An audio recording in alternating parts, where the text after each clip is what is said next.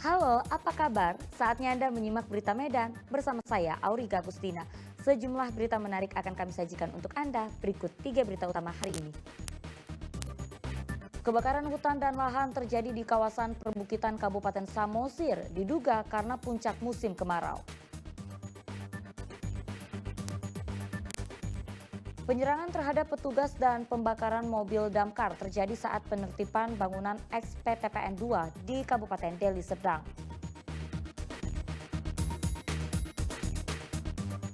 PON ke-21 akan berlangsung pada bulan September di sejumlah lokasi di Provinsi Aceh dan Sumatera Utara.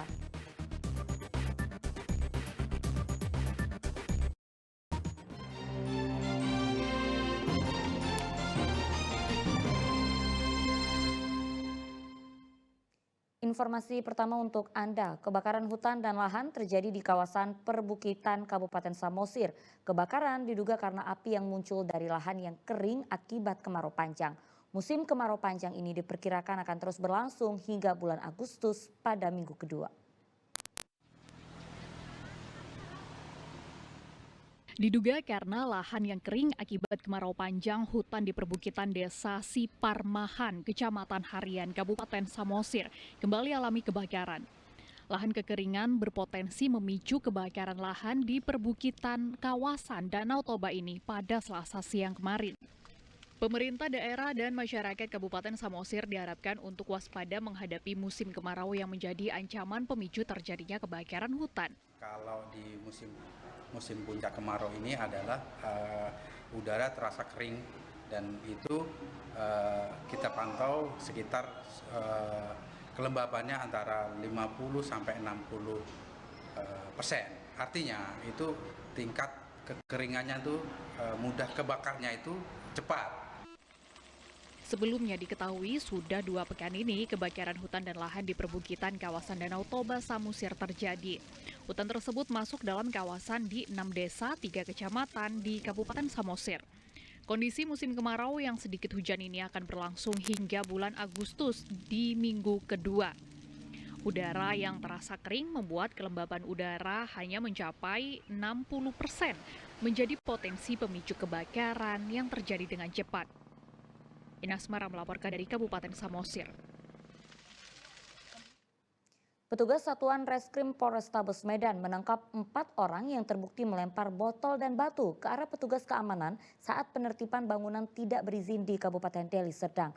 Hingga kini pihak kepolisian juga mengejar para pelaku pembakaran mobil dinas pemadam kebakaran. 4 warga diringkus polisi karena terlibat saat menyerang petugas dalam penertiban bangunan tidak berizin di lahan XPTPN 2 Jalan Haji Anif, Desa Sampali, Kecamatan Percut Situan, Kabupaten Deli Serdang pada 11 Juli lalu. Mereka terbukti melakukan pelemparan botol dan batu ke arah petugas. Pada saat kejadian, ratusan warga tidak terima jika bangunan yang berada di lahan XPTPN 2 Desa Sampali dibongkar. Meski sudah dilakukan sosialisasi dan komunikasi persuasif, ratusan warga yang didominasi kaum pria tetap menahan petugas hingga berujung terhadap pelemparan batu dan botol.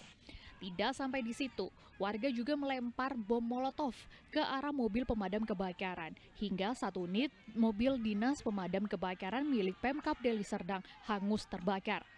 Selain mobil dinas pemadam kebakaran, 6 orang petugas gabungan yang terdiri dari Satpol PP dan TNI Polri mengalami luka akibat terkena lemparan batu. Telah kami lakukan penangkapan dan penahanan terhadap 4 orang yang diduga melakukan perlawanan terhadap petugas, dan di mana dengan cara melakukan pelemparan batu maupun botol seperti yang ada di depan kita bersama. Terkait pembakaran terhadap mobil pemadam kebakaran, hingga kini pihak kepolisian masih mengejar beberapa orang terduga pelaku yang identitasnya sudah dikantongi oleh petugas. Sementara keempat tersangka yang melakukan penyerangan terhadap para petugas terancam hukuman di atas 5 tahun penjara. Muhammad Hamdani melaporkan dari Medan.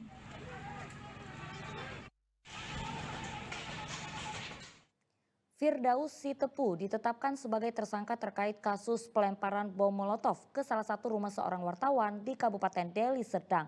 Aksi tersebut dilakukan karena sakit hati korban tidak menyepakati untuk tidak memberitakan aktivitas judi yang dikelola tersangka. Fakta baru muncul usai Firdaus Sitepu ditetapkan sebagai tersangka dan mengakui dirinya sebagai otak pelaku pelemparan bom Molotov di rumah seorang wartawan di kawasan Desa Pancur Batu, Kabupaten Deli Serdang pada Desember 2023 kemarin. Senin lalu, Rahmat Sidik selaku kuasa hukum dari tersangka Firdaus Sitepu dalam kasus ini membeberkan bukti dugaan setoran uang yang diberikan kepada korban, yaitu wartawan berinisial LS, melalui jasa pengiriman uang senilai 5 juta rupiah dalam 2 kali pengiriman. Pengiriman uang tersebut dilakukan sebagai kesepakatan korban dan tersangka agar membantu mengamankan lokasi judi yang dikelola tersangka. Firdaus Sitepu dan korban berinisial LS saling berteman dan selalu berkoordinasi terkait keberadaan lokasi judi tambak ikan yang dikelola tersangka. Terkait dengan pemberian uang, Rahmat melanjutkan bahwa pemberian itu berawal dari Rp200.000 per minggunya. Yang selanjutnya, korban mengajukan penerimaan uang senilai Rp2 juta per minggunya. Setelah disanggupi tersangka, korban kemudian menaikkan tarif menjadi Rp4 juta. Namun pengajuan tersebut tidak dapat disanggupi tersangka hingga menyebabkan usaha judi tersebut ditutup. Tanpa berkoordinasi dengan korban LS, tersangka pun membuka kembali usaha judinya pada Desember 2023 kemarin. Diduga tidak senang dengan tindakan tersangka, korban kemudian memberitakan dan memviralkan lokasi judi tersebut hingga akhirnya kepada pelemparan bom Molotov ke rumah korban. Meski korban membantah tuduhan yang ditujukan kepadanya, namun pihak tersangka memiliki rekam digital pengiriman uang ke rekening korban. Bapak nanti ini bukti yang kami dapatkan. Dari awal kesepakatan mereka memang kan sudah ada, yang mana diminta seminggu 200, kemudian naik 2 juta, kan begitu dia. Di sinilah diterangkannya. Ini berarti uang untuk tidak memberitakan, begitu? Iya, itu berdasarkan keterangan siapa? Tidak memberitakan untuk... Ya kalau dia bantah itu kan mereka. Tapi kita ada bukti yang kita juga komunikasi dengan klien kita bahwa saya kirim.